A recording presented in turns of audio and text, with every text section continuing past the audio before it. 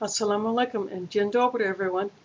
Today's khutbah at Jumah was again about salat, the 5 daily prayers, but this time the focus was on the importance of praying on time, and that Allah likes it when we pray our 5 daily prayers on time. Not just that we do it, but we do it on time and avoid delaying the prayers as much as possible, and avoid skipping, which some people have done, and I've done it myself. When I was first a Muslim, I was hiding it from my family, so I would delay the prayers until later when I got home, when I felt I could, pray without anybody saying anything about it. But I'm getting better at it, and again, he mentioned about different things that happen if you delay the prayer. For instance, if you delay your prayer often enough and you just keep doing that, Allah will not accept your prayer and you'll end up buying yourself a one-way ticket to Jahannam. But if you go back to praying on time and you ask Allah's forgiveness, then He will forgive you. And this is especially true since Ramadan is coming, and there are so many blessings that come in Ramadan, and I have yet to experience them as a Muslim, so this will be good for me. So I'm actually excited about it. But another thing that happens if you keep delaying your prayer, that you delay it so much you start skipping, and then if you end up just blowing off your 5 daily prayers, you're basically blowing off your Islam, and you're no longer a Muslim.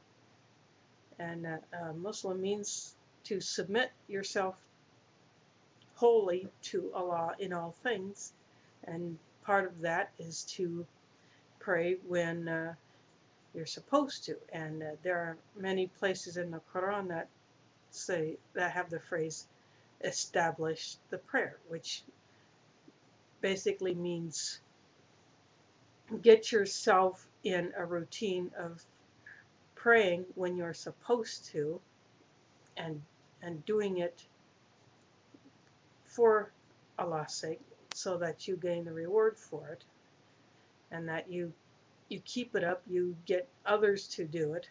For instance, if you have a family, you get others in your family who are Muslim to commit themselves to doing your 5 daily prayers. And so if we can get you to do it, whether it's not just going to the masjid, it's praying wherever you are. For instance, next month I go back to school for the second half of my nursery class, and during the lunch break, since it will be Ramadan, I will simply use that time to pray, if it is that time, if the lunch break falls when the door comes. And then I will, otherwise I'll have to, I might have to delay it until after the class is over. But hopefully, inshallah, I will be able to pray during their lunch break, depending on what time that is.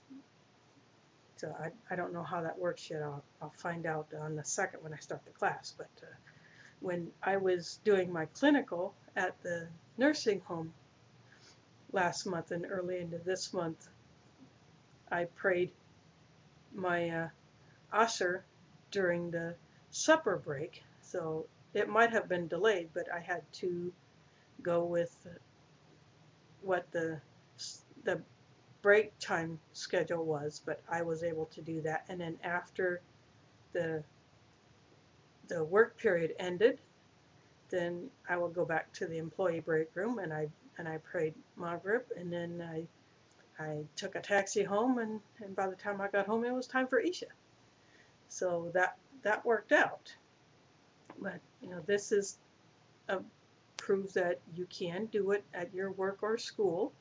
You just have to find a place to do it and find the time to do it. That's within the prayer time, and the sooner in the prayer time is better. But if for if you have a valid reason for delaying it, as long as you don't make a habit of it, it is excused.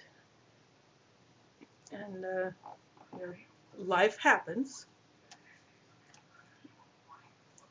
My weather radio is going off. It's announcing a thunderstorm warning for my county. But so ignore that. Getting some storms coming here. But I just wanted to give you this quick summary about the importance of not only the 5 daily prayers, but praying them on time and with the right intention, so that you are rewarded for it and you gain the benefit of it, and those around you will gain the benefit of it. So, assalamu alaikum, do widzenia, and miasra mila.